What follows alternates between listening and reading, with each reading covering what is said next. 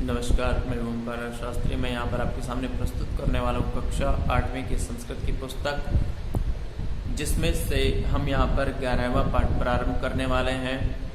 तो चलिए हम यहाँ पर प्रारंभ करते हैं। एकादशः पाठः, एकादश पाठ, 11वां पाठ। क्रियापदस्य सहचराः, क्रियापद के सहचर सहायक। पठामि, लिखामि, यच्छामि, पश्यामि, एतानि पदानि क्रियां दर्शयन्ति। पठामि पढ़ता हूँ, लिखामि लिखता हूँ, यच्छामि देता हूँ, पश्यामि देखता हूँ, एतानि पदानि ये पद क्रियां दर्शयन्ति क्रिया को दर्शाते हैं। अतः तानि क्रियापदानि सन्ति, अतः तानि क्रियापदानि, अतः वे क्रियापद हैं।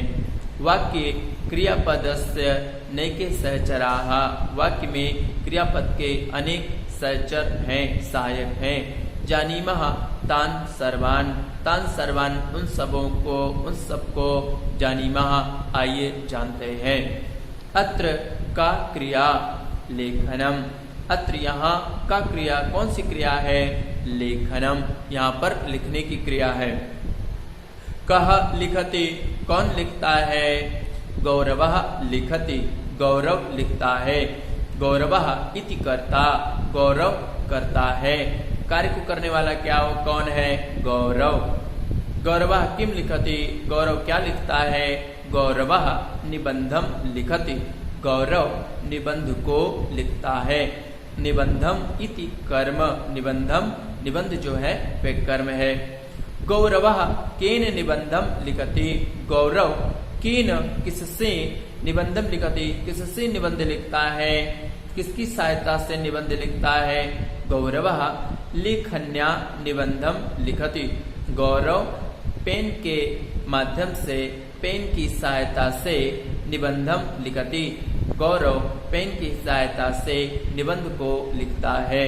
लेखनी इति साधनम करणम वा, कलम साधन है अथवा करण है। सानिका किम यच्छति, सानिका क्या देती है? सानिका लेखन पुस्तिकाम यच्छति, सानिका कॉपी देती है। लेखन पुस्तिकाम इति कर्म, कॉपी जो है वह कर्म है। सानिका कस्मै लेखन पुस्तिकाम यच्छति, सानिका किसके लिए लेखन पुस्तिका देती है, किसके लिए कॉपी देती है? सानिका अध्यापकाय लेखन पुस्तिकाम यच्छति, सानिका अध्यापक के लिए लेखन पुस्तिका देती है। सानिका अध्यापक के लिए कॉपी देती है।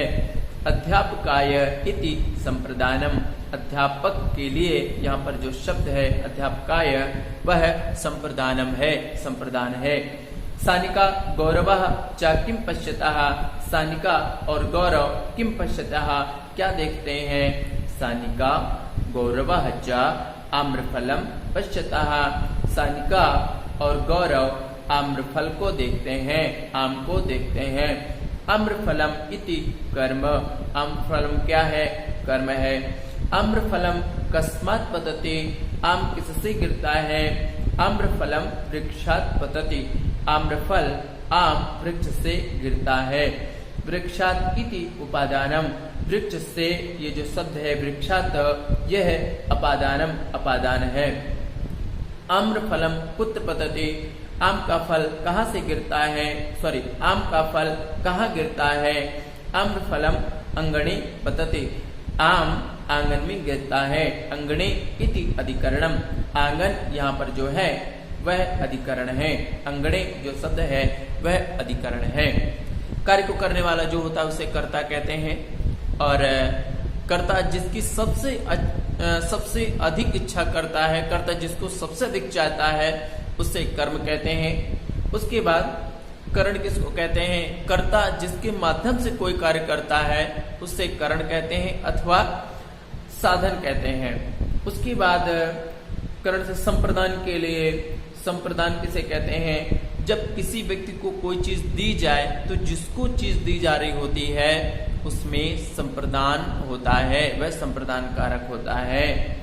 इसके बाद अपादान, अपादान किसे कहते हैं? जब कोई वस्तु किसी चीज से अलग होती है तो उसे अपादान कहते हैं। जैसे यहाँ पर दिखाया कि पेड़ से आम गिरता है। आम कहाँ से गिर रहा है? पेड़ से गिरता है, तो जो पेड़ है वह अपादान है। अधिकरण किसे कहते हैं? आधार को अधिकरण कहते हैं, तल को अधिकरण कहते हैं। माने यहाँ पर जो दिखाया कि आम कहाँ गिरता है? आंगन में गिरता है, तो आम का आधार क्या हो गया? जो आम है वह कहाँ पर गिरा? आंगन में गिरा। आंगन जो है वह आधार हो गया। और जैसे राम तालाब में तैरता है, तो राम कहाँ पर तैरता है? तालाब में। तालाब क्या हो गया? आधार हो गया, तो उसको अधिकरण कहते हैं। जैसे मैं जमीन पर खड़ा हूँ, तो मैं कहाँ पर खड़ा हूँ? मेरा आधार क्या है? मेरे खड़े होने का आधार क्या है? जमीन जो है वह मेरे खड़े होने का आधार है, तो वह आपकी अधिकरण हो गई।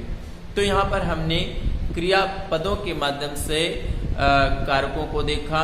माने यहाँ पर क्रिया जो है क्रियापद है उनको भी देखा, और साथ साथ उनके साथ साथ हमने कारकों का भी यहाँ पर अध्ययन किया। तो इसके बाद मिलेंगे हम अगली बार अगली विषय वस्तु के साथ, अगले अध्याय के साथ। तब तक के लिए आप सभी लोगों को नमस्कार।